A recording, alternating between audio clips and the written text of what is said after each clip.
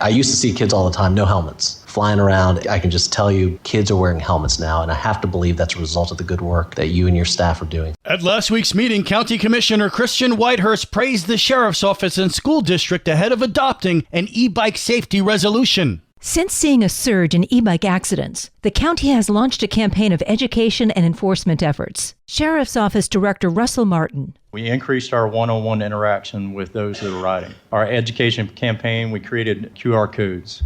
We created pamphlets. We had individual contacts over the past 2 months with over 200 individuals riding the e-bikes, whether it be a violation or just an opportunity to educate if they were congregating in a certain location.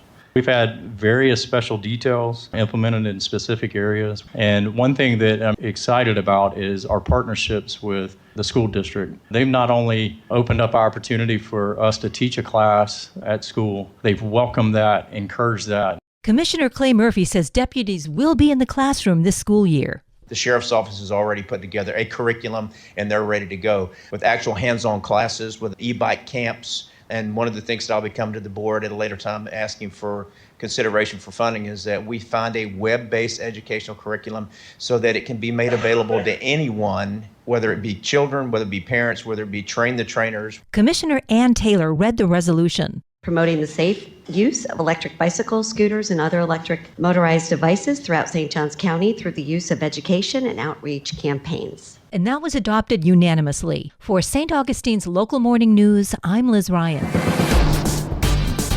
This local news is a service of your hometown Toyota dealer, Beaver Toyota in St. Augustine, conveniently located off I-95 at exit 311.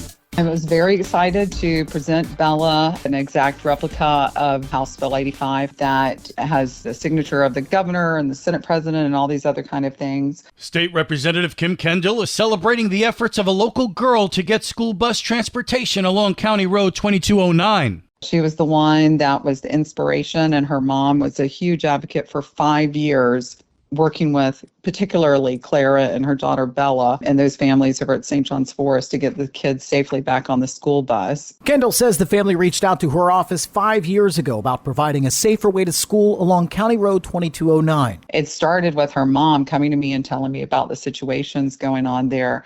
And literally about a month after I started working with her mom, Bella, within minutes, would have been hit by a car riding her bike to school. And her mom literally took a picture of little Bella in her little dress and her bow riding her bike to school after the accident cleared. So now as an 8th grader, she will finally get to be back on the school bus to go to LPA this fall. Kendall says her bill, House Bill 85, expands the definition of hazardous walking conditions. Any students within 2 miles of a school have to walk or ride their bike unless they walk by a hazardous walking condition.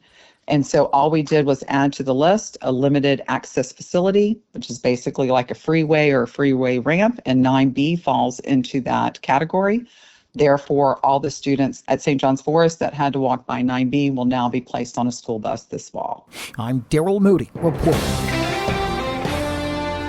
It's just a fun way to engage the community for people to get out and get in front of our buildings. Melissa Whistle, Communications Director for the City of St. Augustine, inviting you to participate in National Selfie Day. The City of St. Augustine invites residents, business owners, and community stakeholders to participate in a national selfie competition in cooperation with the Florida League of Cities and Engaging Local Government Leaders Network tomorrow. Basically what we're doing is we're asking folks to get in front of a city building. It can be City Hall, it can be the fire department or the police station or the marina, any of our city buildings, take a selfie and post it on their own social media and tag at City St. Aug or tag at FL Cities. They have to tag at ELGL Network. In the past, the City of St. Augustine has been recognized in the competition for Best Pet, Most Historic, and Funniest. Categories are Most Creative, Best Photography or Videography, People's Choice Award, Best Community Engagement, Most Creative, Funniest City Hall Selfie, Best Dressed, and Best Selfie with the Most Famous Figure.